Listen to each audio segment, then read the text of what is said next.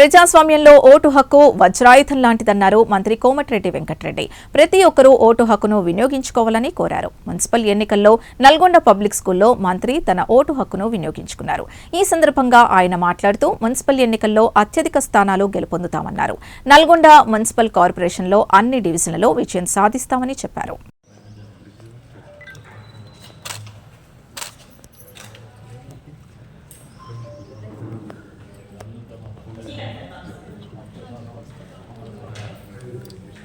ఇట్లా పట్టుకోండి సార్. ఒక నిమిషం సార్.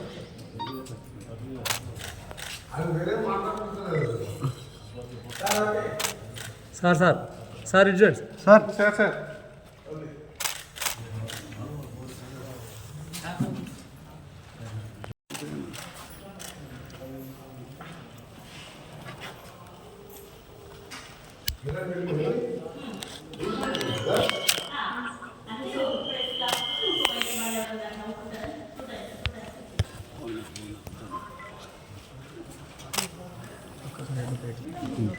సార్ కొంచెం సార్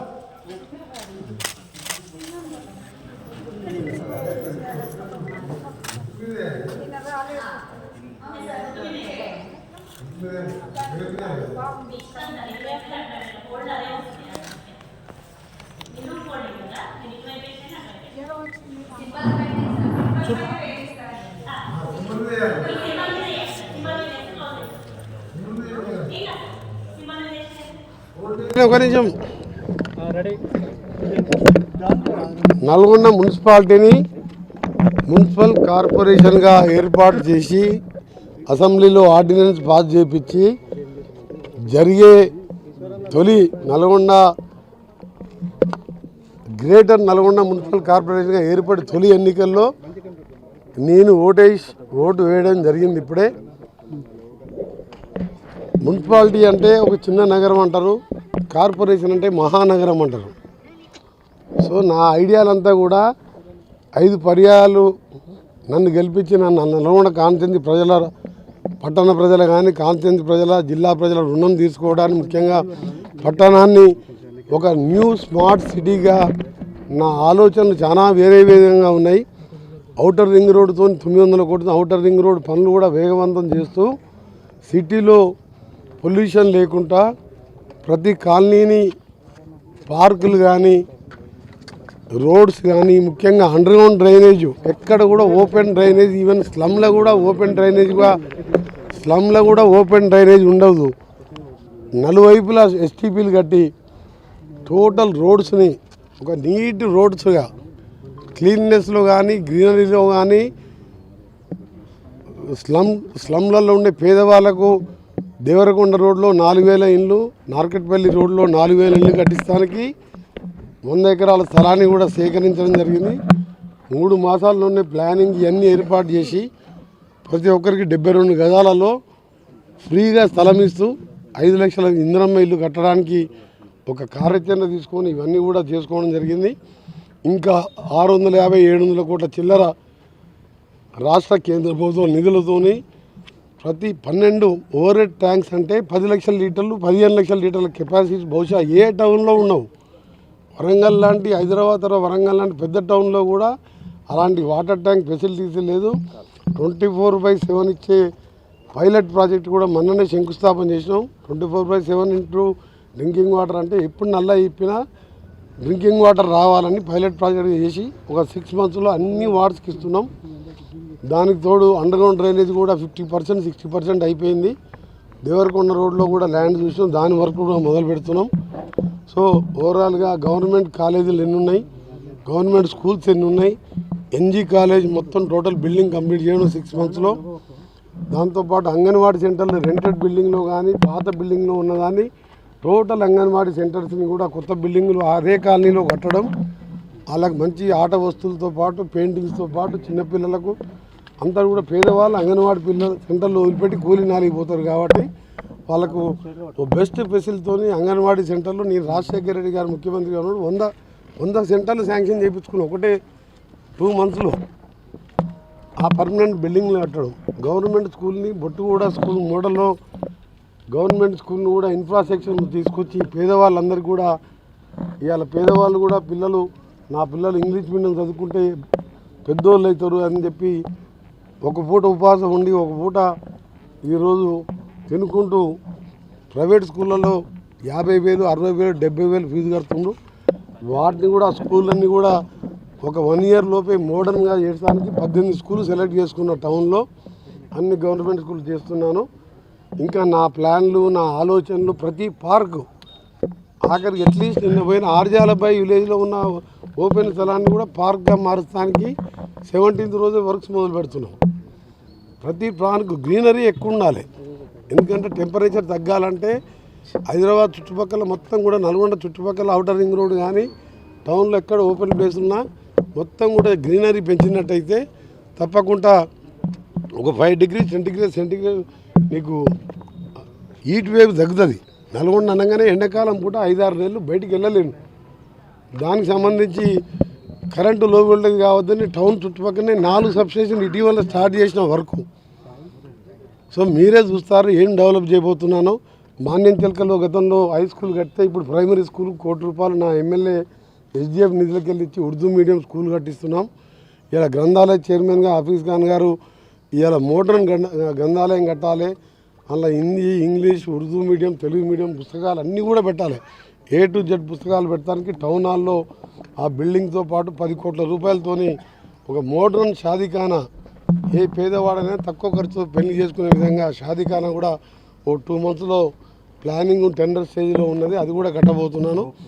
ఈరోజు ఒకటే నా కోరిక ఏంటంటే హిందూ, ముస్లిం, క్రైస్తవులు అనే భేదాలు లేకుండా 30 ఏళ్ళుగా చిన్న ఇష్యూ లేకుండా టౌన్లో ఎమ్మెల్యేగా, మినిస్టర్గా ఏ హోదాలో ఉన్నా, ఎంత పవర్ఫుల్గా ఉన్నా ఒక పీస్ మెయింటైన్ చేసిన, ఒక కమ్యూనల్ వయలెన్స్ లేకుండా చేసిన, అసలు ఈరోజు ప్రజలందరూ కూడా నేను ఒకటే మన ఎన్నికల ప్రచారం 48 వార్డులో నా ఎన్నికల కంటే ఎక్కువ ప్రచారం ఎందుకు చేసిన అంటే ఈ ఎన్నికలలో పేదవానికి లబ్ధి పొందే ఎన్నికలు. ప్రభుత్వంలో నేను ఉన్నాను ఒక సీనియర్ మినిస్టర్గా.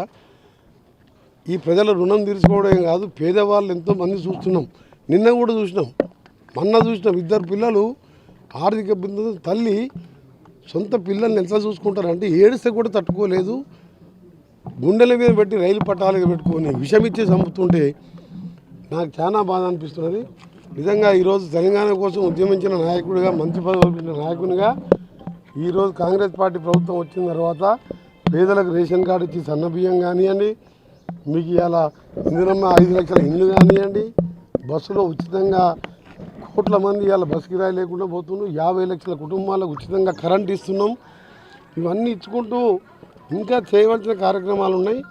తప్పకుండా ఈ ఎలక్షన్లో నల్గొండ అయితే నాకు ప్రజల నాడి గుర్తుపడతాయి కాబట్టి నన్ను ఏ విధంగా ఆప్యాయతతో రిసీవ్ చేసుకొని మన్ను టెండర్లో కూడా ప్రచారంలో పాల్గొని మా కార్యకర్తలు, మా నాయకులు 48 మంది కార్పొరేటర్లని, మేయర్ని గెలిపించారని చేతులెత్తి నమస్కరిస్తుంది. ఒకటే చెప్తున్నా, కాంగ్రెస్ పార్టీ ప్రభుత్వం అంటే ప్రజాప్రభుత్వం. 10 సంవత్సరాలు ఉన్న ప్రభుత్వం. ఒక రేషన్ కార్డు ఇవ్వని వారికి ఇలా ఓటేస్తారా? తెలంగాణ ప్రజలారా మీరు జ్ఞాపకం చేసుకోండి. రేషన్ కార్డు కాదు కదా, మీరు ఇచ్చే దొడ్డు బియ్యం ఇస్తే ఇలా నేను ముఖ్యమంత్రి గారు తినే బియ్యమే పేదోళ్ళకి ఇస్తున్నామంటే ఇది పేదల ప్రభుత్వం, ప్రజాప్రభుత్వం.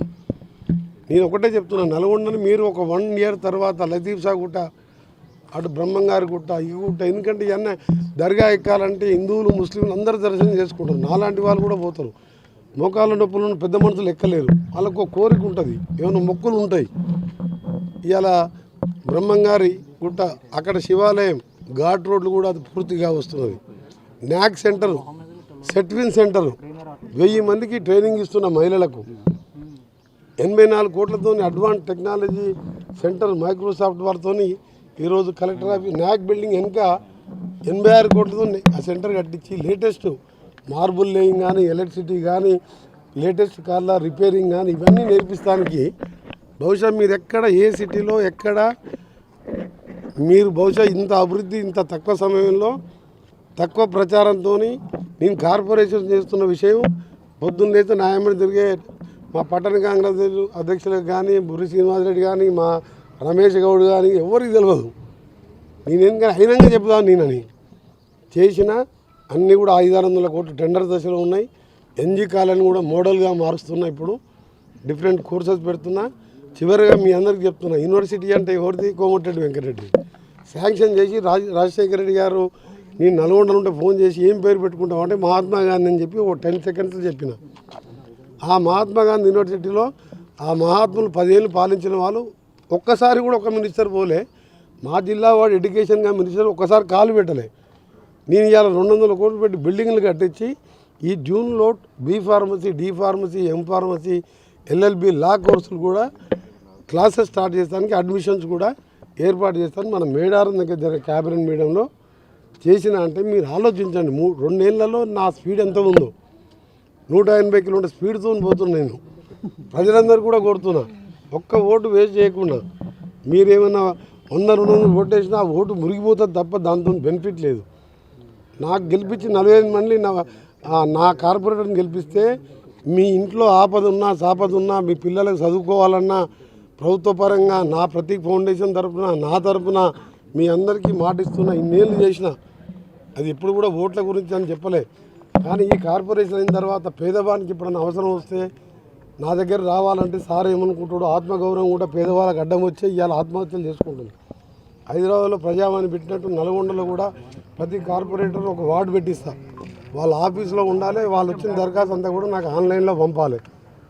దానికంటే నేను కలెక్టర్ గారికి పంపడం, మేయర్కి పంపడం, స్పెషల్ ఆఫీసర్గా ఐఏఎస్ ఆఫీసర్ ఉంటారు వారికి పంపుతూ వారానికి 2 రోజులు నేను మున్సిపాలిటీలో ప్రతిరోజు 2 గంటలు ఉంటాను.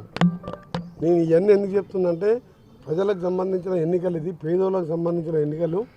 మీ అందరికీ నల్గొండ అసెంబ్లీ సెగ్మెంట్ టౌన్లో ఉన్న పేదవాళ్ళకు మాటిస్తున్నా, భరోసా ఇస్తున్నా.